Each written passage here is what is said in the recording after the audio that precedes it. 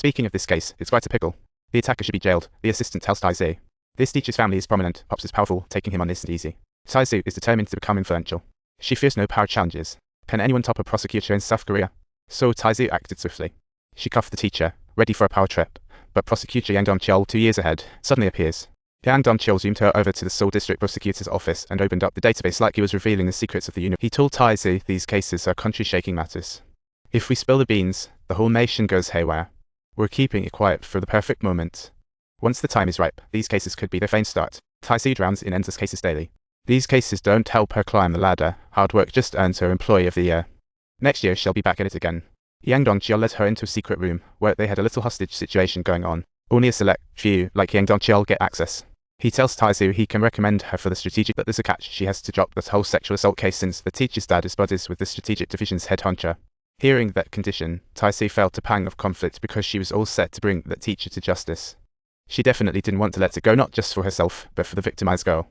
Yang Dong-cheol, who's been through similar struggles, he walked to the bookshelf and pulled out a celebrity album featuring a pure girly favorite among nerds. But in the secret chamber, there was an ultra-top secret video of her, and let me tell you, the footage would make jaws drop. Yang Dong-cheol made it crystal clear, if Tae-soo agreed to his terms, she could join their ranks and live the good life. If she wanted to connect with these folks, it would be a walk in the park, but if she refused, she'd be stuck back at the grind, always looking over her shoulder. After days of pondering, Tae-soo chose to align with Yang Dong-cheol. As for the victim, she managed to bump the compensation from 5 million to 20 million won, and the teacher's family was thrilled. Who knew a meal could wrap up such things? Plus, she threw in a little favor for the prosecutor to talk about a sweet deal. After everything was resolved, Yang Dong-cheol led Tae-soo to the secret hangout perched atop a lavish hotel. It was their ultimate party pad. Hey there, student number 94. Pleasure to meet you, you rascal. Hi, I'm Jeon Young-sung, and this here is the president old but towering over us. But wait toll. It's marathon day. You know Ju Han-yi, right? He's a political reporter, call him white journalist. White journalist because he wears dresses. White journalist. Hurry along now. We're all about the high-end stuff here. We've got a reputation, and besides prosecutors like Yang Dong-cheol and the big shots here, there's a guy named Choi Do who handles the trivial stuff around here. Just then, the arrival of Han Kang-jik changed the whole vibe here. He's the strategic division's head, became a prosecutor at 20, cleaned up the Mokgo area. He took down President Kim and others. He's a strong contender for the next chief prosecutor.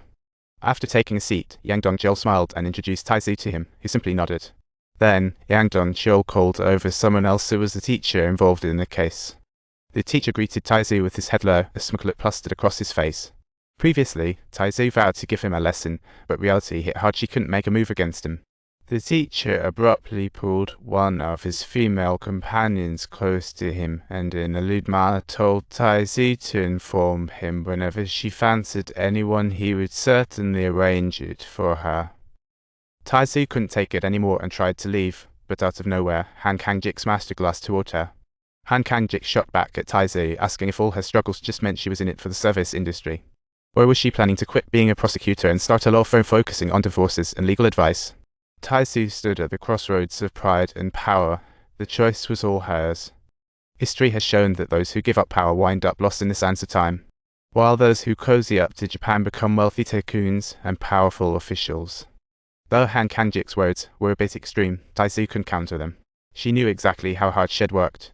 She fully understood that quitting would render all her previous hard work completely pointless.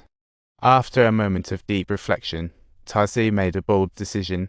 She yanked the teacher's collar and pulled him in front of Han Kang-jik for a toast, signaling her willingness to join him. With Tae-soo's maneuver, the party vibe soared and Yang Dong-cheol and the gang parted wildly. What the outside world saw was nothing like the reality here wearing ties. Please, this is Chaos Central. After the party wrapped up, the drunk to the girl's teacher spilled his guts to Tae-soo about how he really adored the girl's skin. He said she couldn't even hold a candle to the earlier woman and proudly declared he was going to play with the girl again tomorrow. Upon hearing this, Tae-soo felt an overwhelming urge to smash the teacher's face in, but before she could act, Choi Do appeared out of nowhere and knocked him to the ground. Choi Do added a swift kick, crushing the teacher's plans. In school, they were the toughest kids.